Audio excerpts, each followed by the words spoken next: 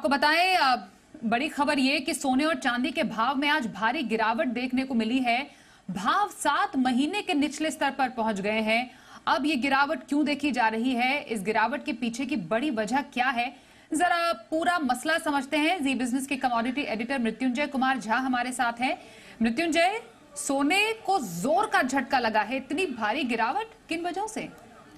देखिए, 3 बातें मैं आपको गोल्ड और सिल्वर को लेकर बताऊंगा। पहली बात तो ये कि सोने में हुआ क्या, दूसरी बात कि ये क्यों हुआ और आगे क्या होगा। तो सबसे पहले आप जानिए कि गोल्ड में हुआ क्या। हुआ ये कि आज एक झटके में MCX जो कि घरेलू वायदा बाजार है, वहां पर 10 ग्राम सोने का भाव 1000 रुपए तक गिर गया। चांदी में 4000 रुपए प्रति किलो की गिरावट आ गई। एक दिन की बात मैं आपको बता रहा हूँ, और ये भाव 7 महीने में सबसे कम भाव है गोल्ड का। अंतर्राष्ट्रीय बाजार में गोल्ड का भाव $1835 के नीचे आ गया।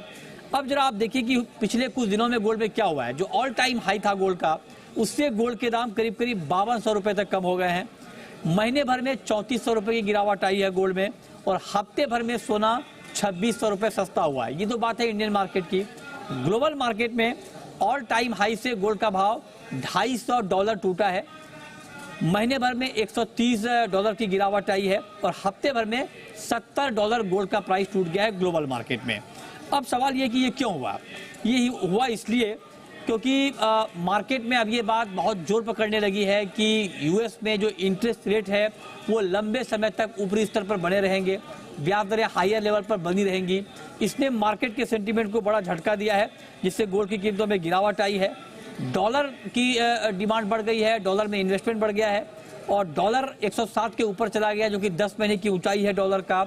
और फेड के कई अधिकारियों ने इस बात के साफ संकेत दिए हैं कि लंबे समय तक अमेरिका में ब्याज दरें ऊपरी स्तर पर बनी रहेंगी।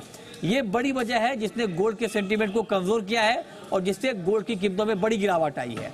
लेकिन अब सवाल यह है कि यहां से आगे क्या होगा। आज हमने कुछ बड़े बुलियन के एक्सपर्ट से बात की। उनका ये मानना है कि अमेरिका में ब्याज दरें ऊपरी स्तर पर बने रहने की संभावना का जितना इम्पैक्ट मार्केट पर आना था वो ऑलमोस्ट आ गया है। मतलब थोड़ी बहुत गिरावट और आ जाए, लेकिन एक्सपर्ट कह रहे हैं कि ये मार्केट का बॉटम बन चुका है। बॉटम बनने का मतलब ये कि जितनी गिरावट आनी थी अब आ चुकी है, यहां से बहुत ज्यादा अब गिरावट की संभावना नहीं है। और ये एक्सपर्ट कह रहे हैं क्योंकि दाम बहुत गिर गए हैं, ऑल टाइम हाई से आप देखिए 5000 रुपए, ग्लोबल मार्केट में $250, तो अब इस भाव पर जो रिटेल की डिमांड है, जो फिजिकल डिमांड है गोल्ड की, उसमें इजाफा होगा, और उससे कहीं ना कहीं गोल्ड मार्केट को सपोर्ट मिलेगा। तो एक्सपर्ट का मानना है कि ये गोल्ड का बॉटम है, मतलब यहां से अब ज्यादा गिरावट नहीं, यहां से गोल्ड में अब धीरे धीरे आपको तेजी देखने को मिल सकती है। तो सोने चांदी को लेकर ट्रेंड तो हमने मृत्युंजय आपसे समझ लिया, लेकिन कच्चे तेल में क्या चल रहा है? यहाँ पर भी हमने भारी गिरावट देखी, और 3 हफ्ते के निचले स्तर पर कच्चा तेल। देखिए, क्रूड में भी तेज गिरावट आई है। और आपको याद होगा कि जब रूस और सऊदी अरब की तरफ से ये प्रयास हो रहा था कि कच्चे तेल की सप्लाई को कंट्रोल किया जाए, और उसका इम्पैक्ट हमने देखा था, $94-95 तक ब्रेंट क्रूड का प्राइस पहुंच गया था। लेकिन अब जो गिरावट आई है कच्चे तेल में, उसके पीछे भी वजह यूएसई है, क्योंकि अगर ब्याज दरें हायर लेवल पर बनी रहती हैं तो कच्चे तेल के लिए भी निगेटिव है। और इसीलिए सिर्फ 2 कारोबारी सत्र में क्रूड का प्राइस 5% लुढ़का है, तेज गिरावट आ गई है। $90 के नीचे आ गया है ब्रेंट, $89 के नीचे आ गया है WTI क्रूड। और अब चूंकि एक खबर ये भी आ रही है, ओपेक प्लस की कल मीटिंग है, और पहले तो ये था कि भाई ओपेक ये चाहते हैं कि उत्पादन हम कम नहीं करेंगे, लेकिन अब ये खबर आ रही है सूत्रों के हवाले से कि सऊदी अरब सप्लाई बढ़ा सकता है।